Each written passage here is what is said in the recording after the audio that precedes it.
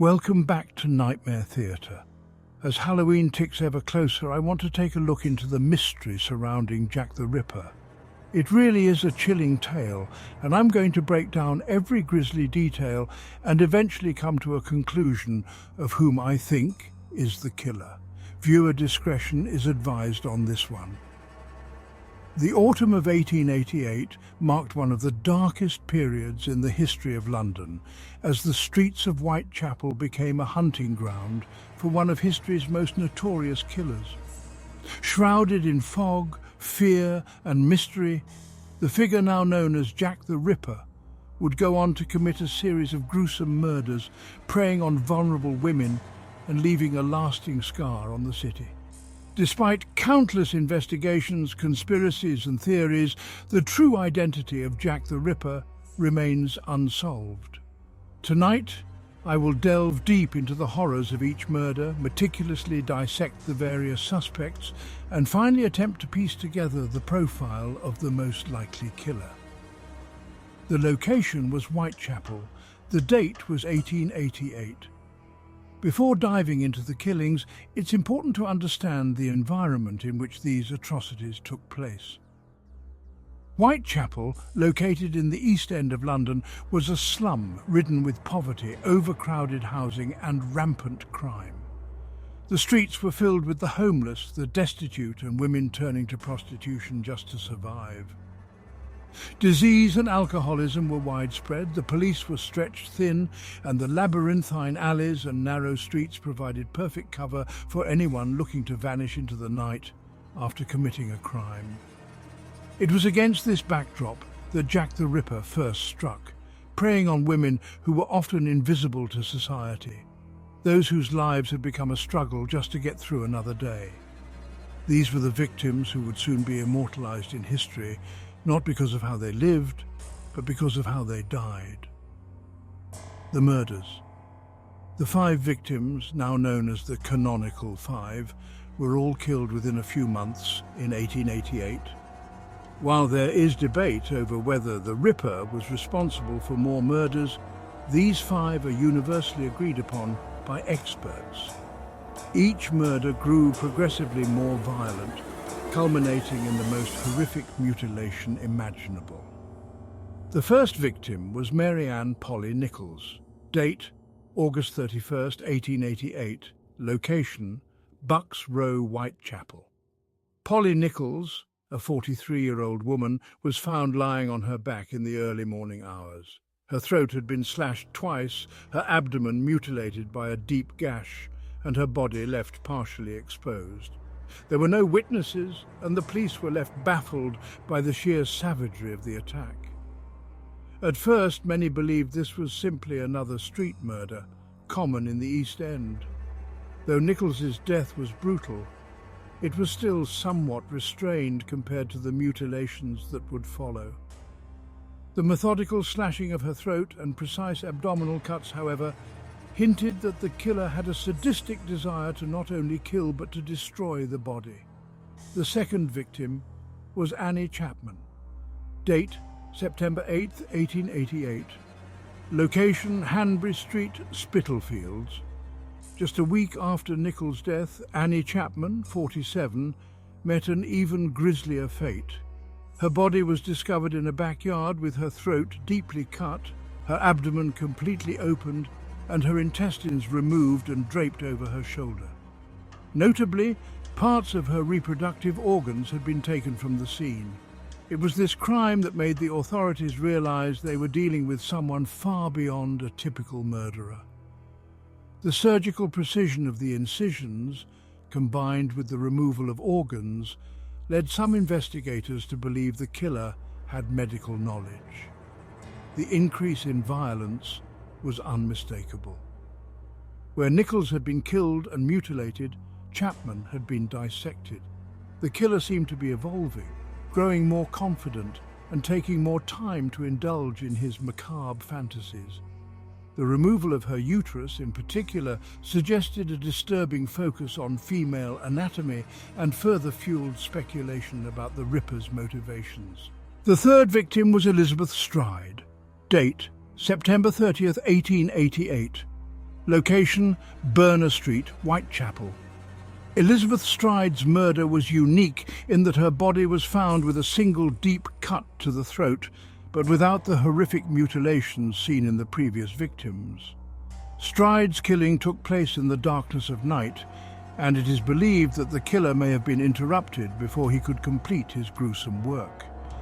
The theory that the killer was interrupted is supported by the discovery of Catherine Eddowes, another victim, just 45 minutes later.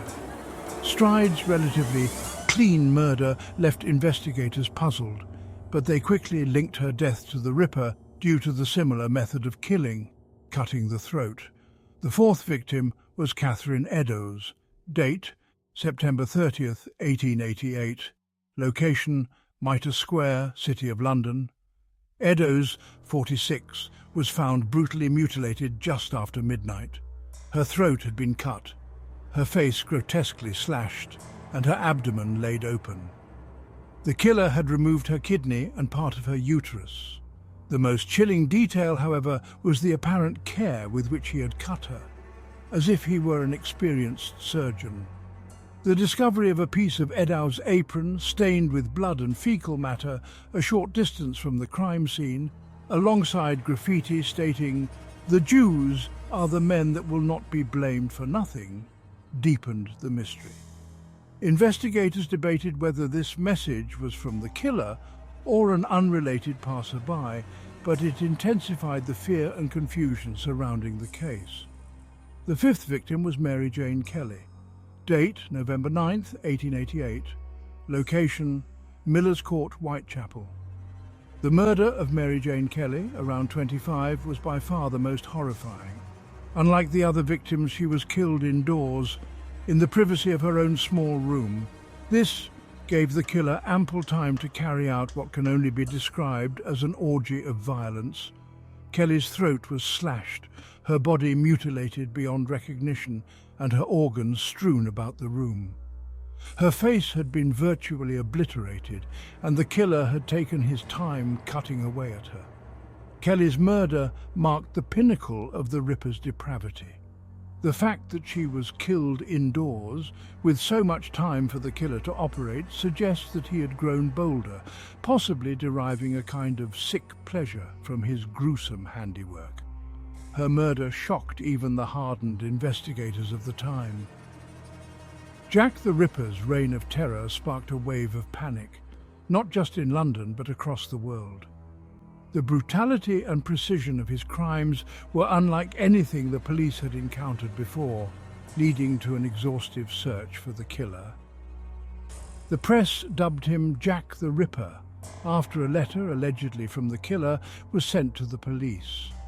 Though there were many theories and letters, most of them are believed to have been hoaxes, but the name stuck. Over the years, the number of suspects grew into the hundreds. The theories ranged from the plausible to the fantastical, with some even suggesting that Jack the Ripper was a member of the British royal family. Here we will focus on the most prominent suspects and evaluate the case against each. The first suspect is Montague John Druitt. Druitt was a barrister and schoolteacher who was found drowned in the Thames in December 1888. His death came shortly after the last canonical Ripper murder, leading some to believe that he was the killer and that he took his own life after his final crime. Druitt's suicide closely followed the final murder, which some interpret as a sign that the killings had been weighing on his conscience. He came from a well-off background and was said to have been mentally unstable. There is little direct evidence linking Druitt to the murders. His presence in Whitechapel at the time of the killings is questionable, and much of the suspicion is based on circumstantial evidence and his suicide, which could have been for unrelated reasons. The second suspect is Aaron Kosminski.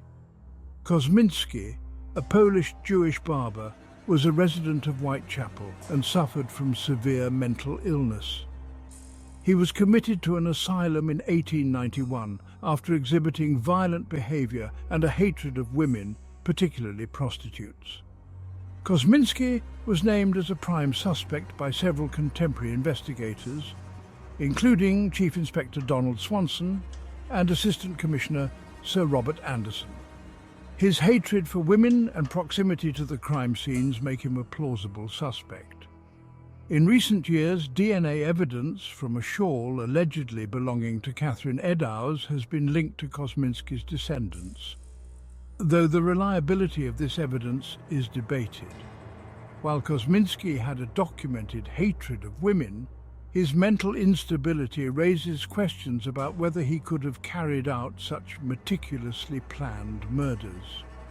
The DNA evidence has also been called into question, with many experts arguing that the shawl may have been contaminated over the years. The third suspect is Walter Sickert. A famous British painter, Sickert has been suggested as a suspect largely due to the dark and often unsettling themes in his artwork.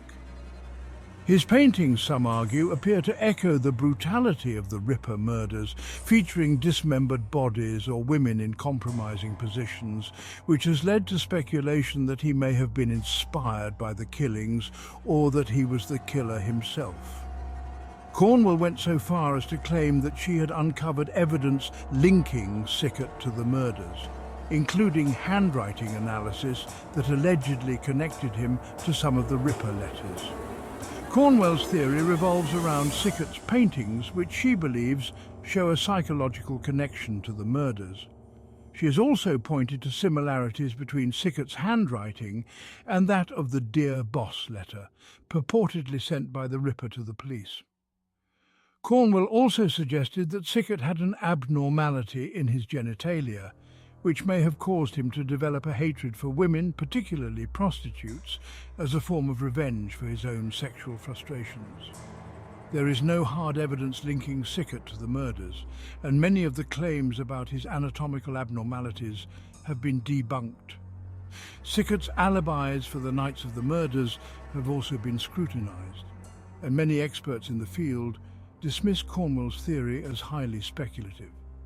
The idea that Sickert could have been Jack the Ripper is based largely on circumstantial evidence and the macabre themes in his paintings, which could just as easily have been influenced by the general horror surrounding the case rather than by his own actions. The fourth suspect is Francis Tumblety. Francis Tumblety was a flamboyant American quack doctor who travelled extensively, including a stay in London during the time of the murders.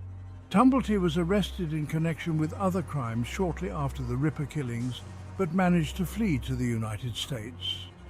Tumblety had a known hatred for women, particularly prostitutes, which could align with the motivations of the Ripper. He was arrested in London for gross indecency, and some theorists believe that his escape to the US could explain why the murders suddenly stopped after the death of Mary Kelly. Though Tumblety was in London during the time of the murders, there is no direct evidence linking him to the crimes. He had a tendency to embellish and lie about his activities, and while he was known to be misogynistic, there is little to suggest he had the medical knowledge displayed by the Ripper. The fifth suspect is James Maybrick. James Maybrick was a Liverpool cotton merchant whose name surfaced as a suspect decades after the murders, when a diary allegedly written by him was discovered. The diary, if authentic, would be a confession to the murders, with Maybrick describing himself as the infamous Jack the Ripper. The discovery of Maybrick's diary, in which he claims responsibility for the killings, reignited interest in the case. Proponents of the Maybrick theory point to the detailed accounts in the diary, as well as references to details of the murders that were not publicly known at the time. The authenticity of the diary has been heavily disputed. Many experts believe it to be a modern forgery, designed to capitalize on the ongoing fascination with Jack the Ripper. Additionally, there is little evidence to suggest that Maybrick had the opportunity or motive to commit the murders, and his life in Liverpool would have made it difficult for him to carry out the killings in Whitechapel. In addition to these more prominent suspects, there have been numerous other theories, some of which verge on the fantastical. These include the theory that Jack the Ripper was a member of the royal family, specifically Prince Albert Victor, Duke of Clarence, whose mental instability and frequenting of East End brothels have fueled conspiracy theories for over a century.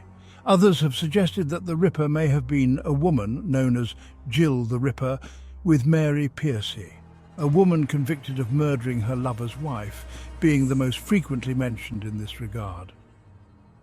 Even more outlandish are the theories that suggest the Ripper was an extraterrestrial or a time traveller.